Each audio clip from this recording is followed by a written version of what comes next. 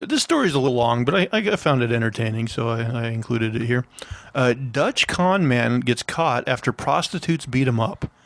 How a prostitute did what global companies and international police couldn't.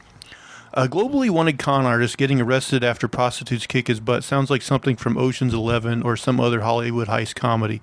But it turns out once again that reality is weirder than fiction. Bernio Jordan Enzo Verhagen is a Suriname born con man with a Dutch citizenship. He's apparently very much into what he does. The only 27, Verhagen has amassed an impressive list of charges for fraud and scam. However, it seems that he'll finally be brought to justice. When trying to impersonate a famous European soccer player in Colombia, a group of prostitutes ended up calling his bluff. When Verhagen couldn't produce the kind of riches he claimed to have, the sex workers started pummeling him to the point that the cops are called to save his life. And you can probably guess how the whole thing ends when the police get their hands on the famous scammer. But let's take a deeper look at how it all went down. Verhagen had made his name as a grifter in Europe and Africa before jumping over the pond to the Americas. His modus operandi was defrauding soccer teams by creating fake agents who would sell him as a professional footballer. Maybe things got a bit too hot in the old world because in early June, Verhagen decided a change of scenery was in order. So he hopped on a plane and zoomed across the Atlantic. After he arrived in the city of Cartagena in northern Colombia, of course made famous in Romancing the Stone. Yeah. I like that movie, Romancing the Stone. Yeah, that's a good one. He fell back into his grifting ways. Pretending to be a soccer star had worked well for him in the past, so he decided to try the same thing with a new twist. Posing as a famed European soccer player, Verhagen rented hotel rooms, hired yachts, and dined in high-class restaurants.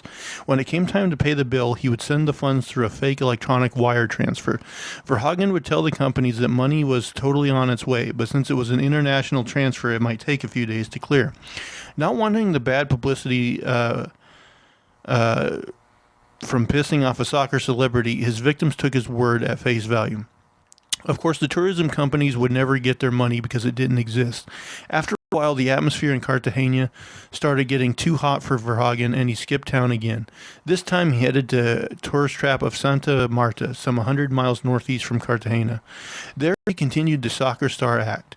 Established businesses kept falling for the scam, but when Verhagen ran into the fateful group of prostitutes, he had hired the prostitutes for one more night of fun and games before leaving Santa Marta for another location. But when it came time to pay the women for their services, Verhagen ran into an issue. The prostitutes didn't accept a wire transfer. They wanted paid in cash, and they wanted paid now. If there's any moral to this story, let it be this: don't mess around with Colombian hookers.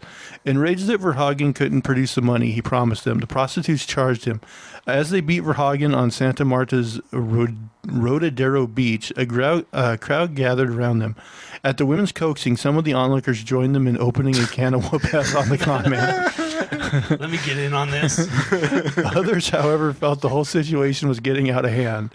To prevent Verhagen from getting straight-up lynched, they called the cops. The police arrived and dispersed the crowd. Then they took Verhagen into custody.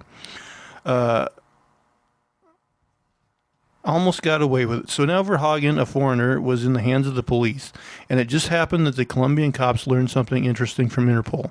Verhagen had been convicted of fraud in Denmark, and he'd been charged with kidnapping in Chile.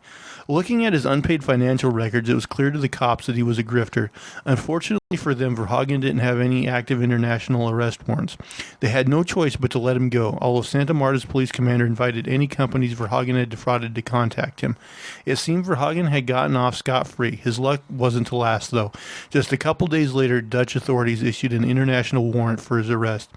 The cops had been keeping an eye on Verhagen, so they knew just where he was. Colombia's immigration authorities arrested him at a luxury apartment in Barranquilla, which he had also acquired through fraud. This guy just doesn't learn, does he? Verhagen is currently awaiting extradition to the Netherlands to get his just desserts.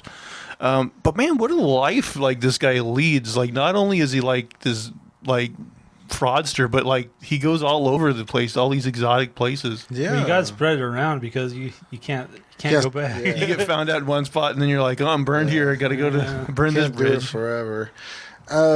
Yeah, what was this guy what was he doing before this? Like, he couldn't have been grifting and conning his way throughout life. I mean, you figure you got to. It's a set of skills, right? Like, you got to build up. I thought he just looked like a soccer player or something, but maybe That's another thing. You figure like they like soccer enough down there. That's what I thought the story's going to be like. These hookers going to be like, you don't play soccer. Yeah. those hookers were smart though, man. They knew to get They're like, that no cash? That's it, buddy.